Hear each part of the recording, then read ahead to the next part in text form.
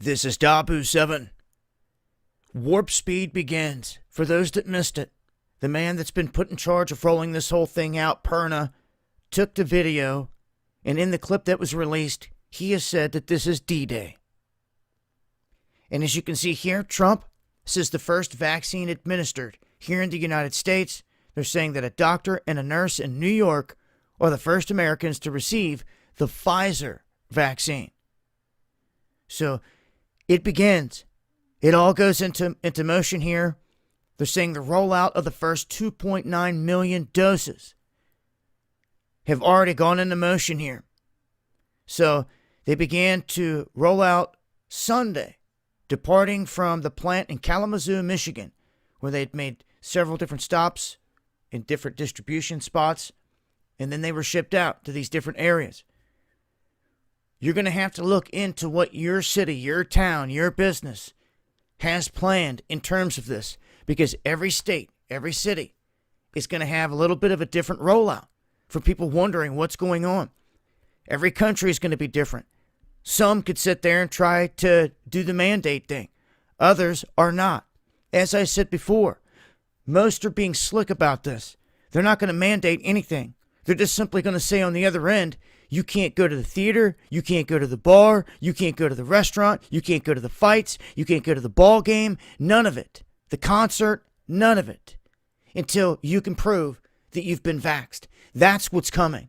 I hope you see that. I hope you realize where we are.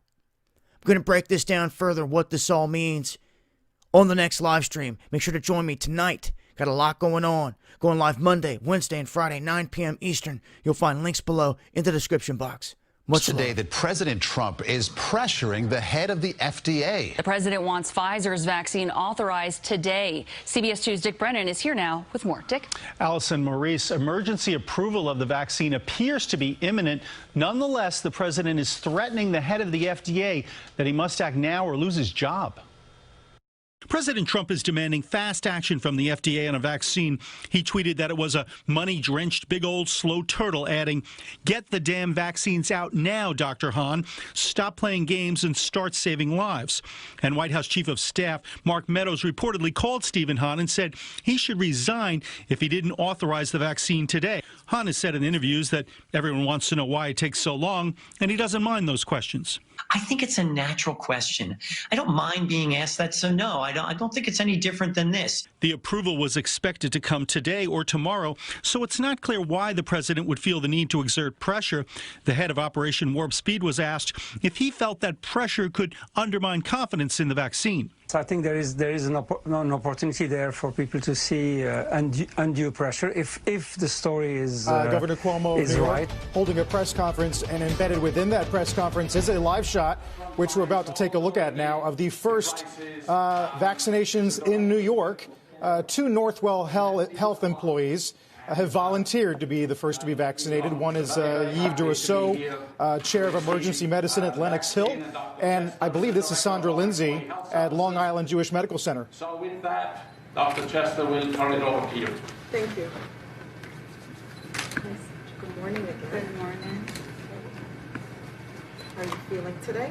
I am feeling great. Great. Okay, so we're going into the left deltoid.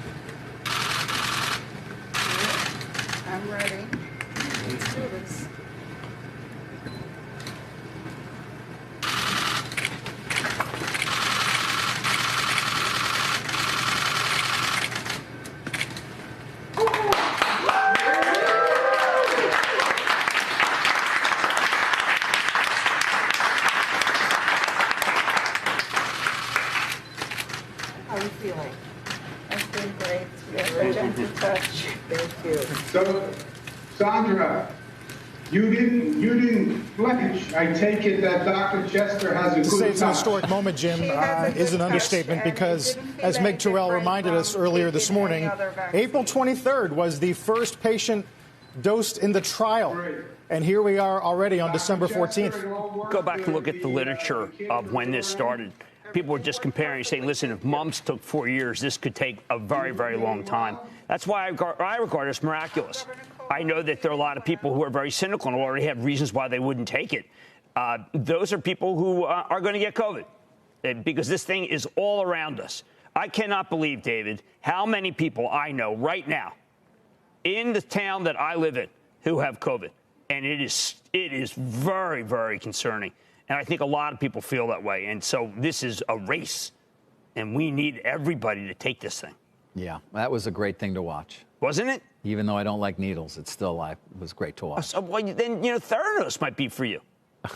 Remember, she didn't like needles. Yeah, the pinprick. Yeah, let's not bring that up in a conjunction with this. Let's. Right. Yeah, that was just, it's great to watch. You mentioned the needles. Registered nurse. No, I did. I did. Like clapping. There's a fantastic ad by forget which Maimonides Hospital, which is the Montefiore Hospital that applauds all of these workers. I mean, incredible. I don't have any idea how they go to work every day. I don't know. To your point, unfortunately, they're dealing with it as bad as it has been in many areas and stretched as thin as they have been. So the fact that they are now able to get the vaccine, and obviously this lady's going to need another dose in, 3 weeks, 4 weeks? Yeah, it has to have it also. Right. But the fact that it is available has got to be take a huge psychological burden off so many of them who we are all in debt to. And did that came right from one of their plants? It wasn't easy. We know how hard it is to get it.